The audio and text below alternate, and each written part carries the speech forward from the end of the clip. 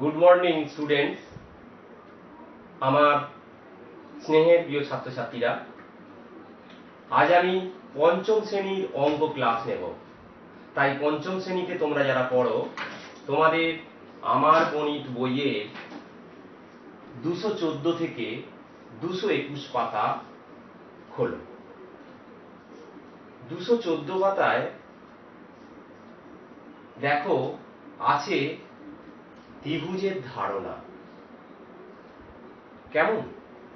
এসো আমরা ত্রিভুজ কি, কয় প্রকার, কি কি সেগুলো সম্পর্কে আজকে আমি আলোকপাত করব। কেমন? দেখো আমার হাতে একটি স্কেল আছে।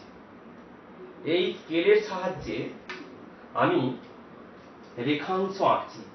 এটা হচ্ছে একটা সমতল, সমতলিক একটা জায়গা। এই সমতলের উপরে আমি দেখো একটা, দুটো, তিনটে, এই তিনটে রেখাংশ এঁকেছি। কেমন? এই রেখাংশগুলো দিয়ে দেখো কি করা যাচ্ছে। দেখো এই রকম করে একটা করলাম। আর দেখো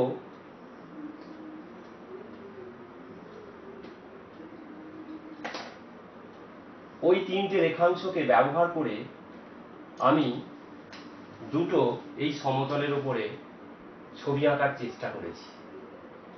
দেখছি যে কোনো সমতলিক কিছু ছবি হয়নি। কেমন? কিন্তু এই রেখাংশগুলো দিয়ে, এই রেখাংশ তিনটে দিয়ে দেখা যাক, আমি দেখো আঁকার চেষ্টা করছি।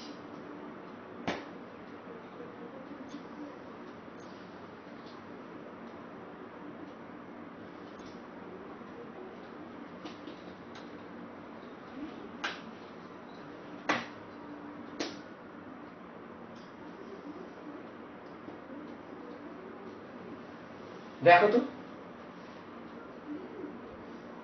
এই তিনটে রেখাংশ দিয়ে একটা এই সমতলের উপরে একটা ক্ষেত্র আঁকা গেছে, একটা সমতলিক চিত্র আঁকা গেছে। এই চিত্রটাকে বলা হয় ত্রিভুজ। তাহলে ত্রিভুজ কাকে বলে? তিনটি রেখাংশ দ্বারা সমতলিক চিত্র বা ক্ষেত্রকে বলা হয় ত্রিভুজ। তিনটি রেখাংশ, এটা একটা রেখাংশ, এটা একটা রেখাংশ, এটা একটা রেখাংশ, এই তিনটি রেখাংশ দ্বারা সীমাবদ্ধ। দেখো একটা নির্দিষ্ট সীমাবদ্ধ করেছে একটা সমতলিক ক্ষেত্র বা চিত্র পাওয়া গেছে, এটাকে বলা হয় ত্রিভুজ। তাহলে কি ত্রিভুজ? লিখছি তিনটি রেখাংশ দ্বারা সীমাবদ্ধ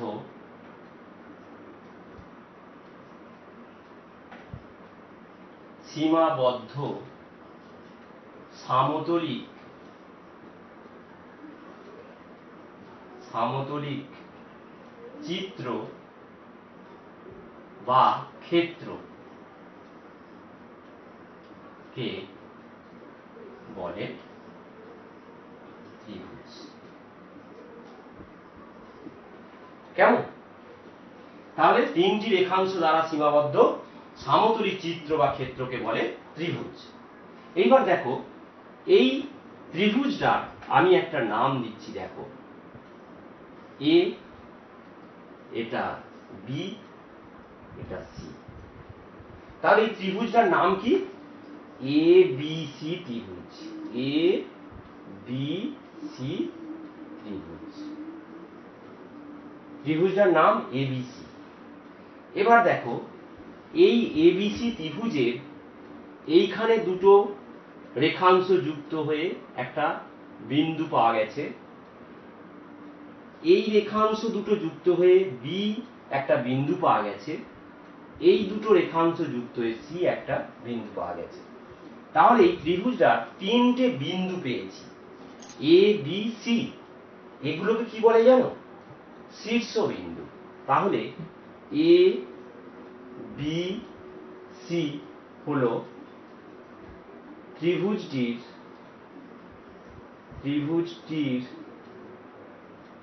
শীর্ষবিন্দু। কি বিন্দু? শীর্ষবিন্দু। কেমন? তাহলে তিনটে শীর্ষবিন্দু পেয়েছি। এবার দেখি এ বি, এটা একটা এ বি, এটা একটা বি সি, এটা একটা, আর এ সি, তিনটে, এদেরকে বাহু বলে। কি বলে?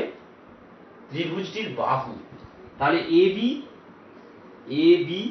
বি সি এবং এসি হলো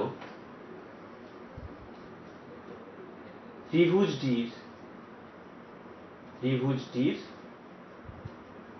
বাহু। তাহলে ত্রিভুজের কটা বাহু হয়? তিনটি বাহু। কটা শীর্ষবিন্দু হয়? তিনটি শীর্ষবিন্দু। কেমন? তাহলে A B B C C এ হলো বা এসি হলো বাহু। এরপরে দেখো, দেখাচ্ছি এ বি সি, এইখানে একটা কোণ তৈরি হয়েছে। তাহলে এ বি সি একটা কোণ, এ বি সি, যে কোণটাকে বোঝাচ্ছি সেটাকে দেখো মাঝখানে রেখেছি। এবারে মনে করো এ কোণটাকে বোঝাতে চাইছি, তাহলে B A C, B A C. আর সি কোণটাকে বোঝাতে চাইছি, A C B, A C B. এগুলো হলো কোণ। ত্রিভুজটির তিনটি কোণ।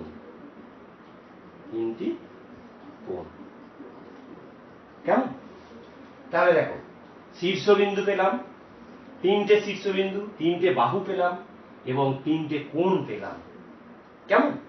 তাহলে ত্রিভুজের তিনটে জিনিস আমরা জেনে পেলাম। কেমন? এবার এসো, এই যে বাহু ভেদে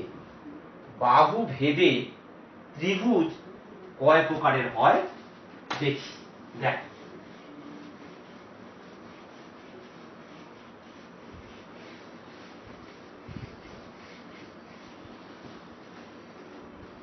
বাহু ভেদে ত্রিভুজ কয় প্রকার হওয়ার আগে আমি বলি যে তিনটে করে রেখাংশ দেয়া হচ্ছে। মনে করো একটা রেখাংশ দেয়া হয়েছে, এটা মনে করো 4 সেমি, 4 সেমি। আর একটা দেয়া হয়েছে মনে করো 3 সেমি, এটা মনে করো 3 সেমি। কেমন? আর একটা দেয়া হয়েছে মনে করো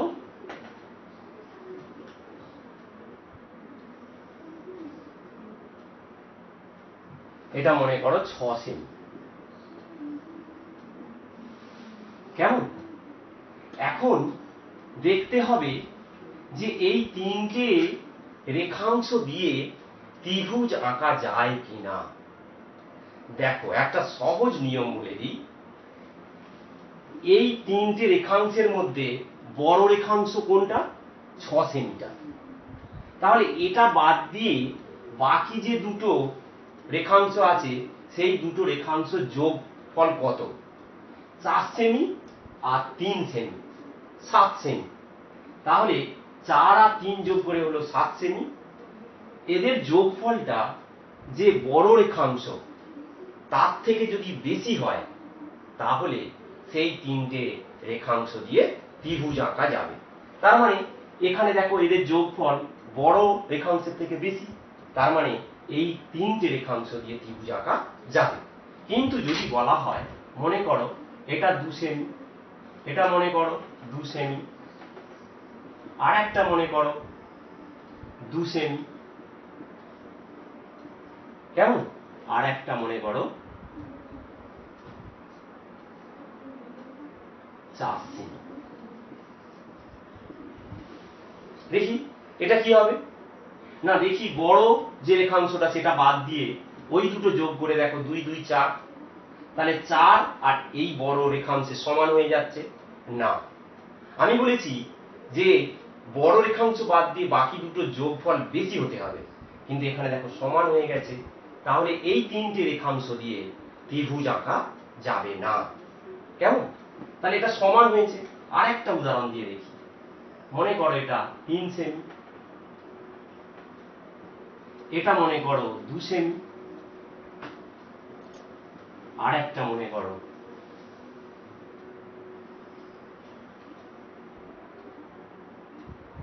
6 সেমি। এই তিনটে রেখাংশ দিয়ে কি ত্রিভুজ আঁকা যাবে? দেখা যাক। যে নিয়মটা বলেছি, বড় রেখাংশটা 6 সেমি বাদ দিয়ে 3 আর 2 এই দুটো রেখাংশ যোগ করে হলো 5 সেমি, তাহলে 5 সেমি এই বড় রেখাংশের থেকে ছোট হয়ে যাচ্ছে, তাহলে এই তিনটে রেখাংশ দিয়ে ত্রিভুজ আঁকা যাবে না।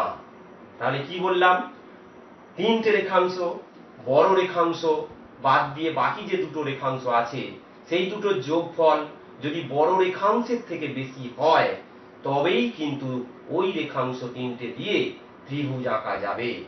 সমান হলেও হবে না, আর কম হলেও কিন্তু ত্রিভুজ আঁকা যাবে না। কেমন? এটা খুব ভালো করে তোমাদেরকে মনে রাখতে হবে। এরপরে এসো, ত্রিভুজের বাহু ভেদে ত্রিভুজের ভাগ। বাহু ভেদে ত্রিভুজের প্রকার। আমি দেখো মোটামুটি মনে করো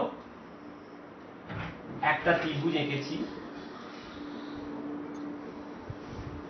এই ত্রিভুজটা তিনটে বাহু সমান, মনে করো এটা 6 সেমি, এটা 6 সেমি, এটাও 6 সেমি। তাহলে তিনটে বাহুই সমান, যে ত্রিভুজের তিনটে বাহু সমান তাকে বলে সমবাহু ত্রিভুজ। কি বললাম? সমবাহু ত্রিভুজ। তাহলে যে ত্রিভুজের তিনটি বাহু সমান তাকে বলে সমবাহু ত্রিভুজ। তাহলে এই ত্রিভুজটা কি? সমবাহু ত্রিভুজ। এরপরে আর একটা ছবি আঁকছি, দেখো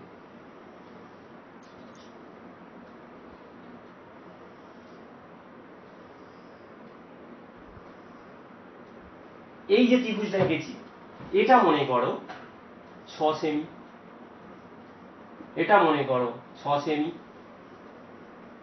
আর এটা মনে করো 5 সেমি। এই ত্রিভুজটার বৈশিষ্ট্য কি? না দেখতে পাচ্ছি এই দুটো বাহু সমান, তাহলে কিন্তু এইটা দেখো এই দুটো বাহু থেকে আলাদা। তাহলে যে ত্রিভুজের দুটি বাহু সমান তাকে বলে কি জানো? সমদ্বিবাহু ত্রিভুজ। সমদ্বিবাহু ত্রিভুজ। তাহলে যে ত্রিভুজের দুটি বাহু সমান তাকে সমদ্বিবাহু ত্রিভুজ বলে। এরপরে আর একটা ত্রিভুজ আঁকছি, দেখো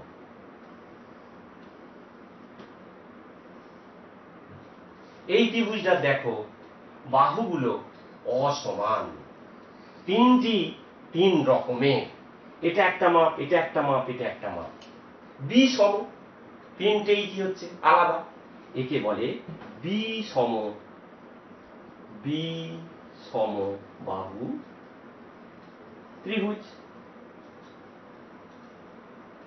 কেমন?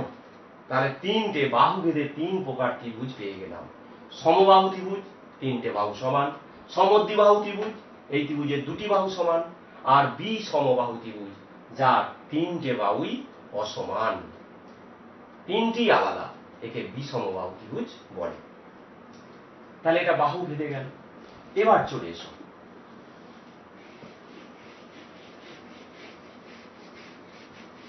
এবার একটা কি দেখো তো, এই যে ত্রিভুজটা,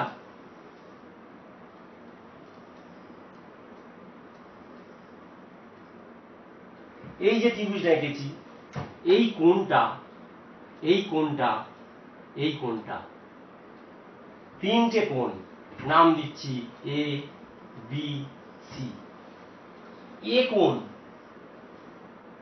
এ কোণটা মনে করো, কোণ এ সমান মনে করো 60 ডিগ্রি, কোণ বি সমান মনে করো 60 ডিগ্রি, কোণ সি সমান মনে করো 60 ডিগ্রি। তিনটে কোণই, এটা 60 ডিগ্রি, এটা 60 ডিগ্রি, এটা 60 ডিগ্রি, তিনটি কোণই কি হচ্ছে 60 ডিগ্রি। কোণ মাপার একটা আছে, তোমাদেরকে পরের দিনে দেখাবো, সেটাকে বলা হয় চাঁদা। এই রকম একটা আছে, এখানটা একটা শূন্য দাগ, এরপরে দেখবে এরকম করে আছে দাগ টানা, কেমন? এইরকম একটা, এর সাহায্যে কিন্তু এই কোণগুলো মাপা যায়। এখন আমি শুধু তোমাদেরকে বলি এই কোণগুলো প্রত্যেকটা কোণই হচ্ছে 60 ডিগ্রি করে। ত্রিভুজে তিনটে কোণ যোগ করে কত হয় জানো? 180 ডিগ্রি। তাহলে তিনটে কোণ, কোণ এ যোগ কোণ বি কোণ যোগ সি সমান কত? 180 ডিগ্রি। তিনটে কোণ দেখো 60 60 60, তিনটে 60 যোগ করলে কত হবে? 180 ডিগ্রি। এখন যদি অন্য একটা আঁকা হতো, এই কোণটা সমদ্বিবাহু ত্রিভুজ এঁকেছি, এইটা মনে করো 45 ডিগ্রি, তোমাদের বাংলাতেই লিখতে হবে 45, এটাও 45 ডিগ্রি, আর এটা মনে করো কত হবে জানো? 90 ডিগ্রি। তাহলে এইগুলো লক্ষ্য করে দেখতে পাচ্ছি যে 60 60, এটা 45 45। এই কোণকে কি কোণ বলে জানো? সূক্ষ্ম কোণ। কি বললাম? সূক্ষ্ম কোণ। এই কোণগুলোকে বলে সূক্ষ্ম কোণ। সূক্ষ্ম কোণ কাকে বলে? না, 90 ডিগ্রির থেকে ছোট কোণকে বলে সূক্ষ্ম কোণ। 90 ডিগ্রি থেকে ছোট কোণকে বলে কি? সূক্ষ্ম কোণ। কেমন? তাহলে দেখো, এই যে ত্রিভুজটা 90 ডিগ্রি থেকে ছোট, সূক্ষ্ম কোণ, এরও দেখো 90 ডিগ্রি থেকে ছোট কোণ আছে।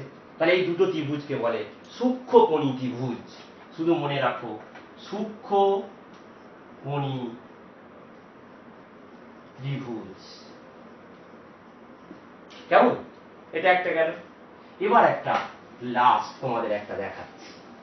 আমি একটা ত্রিভুজ আঁকছি, সেই ত্রিভুজটা লক্ষ্য করো।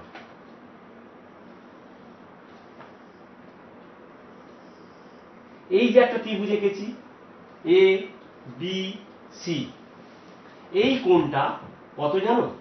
90 ডিগ্রি। কত? 90 ডিগ্রি। 90 ডিগ্রি কোণকে বলে সমকোণ। 90 ডিগ্রি কোণকে বলে কি? সমকোণ। তাহলে এবিসি এই ত্রিভুজটা একটা কোণ সমকোণ, সমকোণ 90 ডিগ্রি, এই ত্রিভুজটাকে বলে সমকোণী ত্রিভুজ। তাহলে যে কোণের একটি কোণ সমকোণ অর্থাৎ 90 ডিগ্রি, 90 ডিগ্রি কোণকে সমকোণ বলে।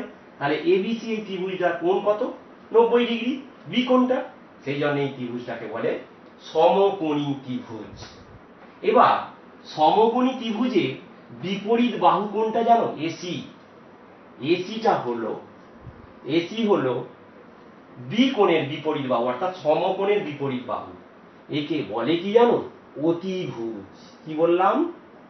অতিভুজ। এসি হলো অতিভুজ। এবিসি এই সমকোণী ত্রিভুজে বি কোণটা 90 ডিগ্রি অর্থাৎ সমকোণ, সেই জন্য এটা সমকোণী ত্রিভুজ। আর সমকোণের যে বিপরীত বাহুটা, সেই বাহুটাকে বলে অতিভুজ। এখানে এসিটাকে কি বলে? অতিভুজ।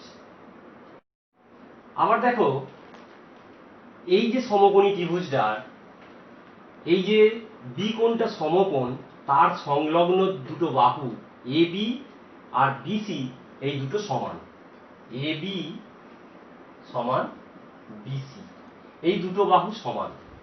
কি বললাম? এই যে সমকোণী ত্রিভুজটার সমকোণ সংলগ্ন দুটি বাহু এ বি এবং বিসি, এই দুটো বাহু সমান, আর এই কোণটা সমকোণ, সমকোণী। তাহলে এই জন্যে এই ত্রিভুজটাকে বলে কি জানো? সমকোণী সমদ্বিবাহু ত্রিভুজ, সমদ্বিবাহু ত্রিভুজ।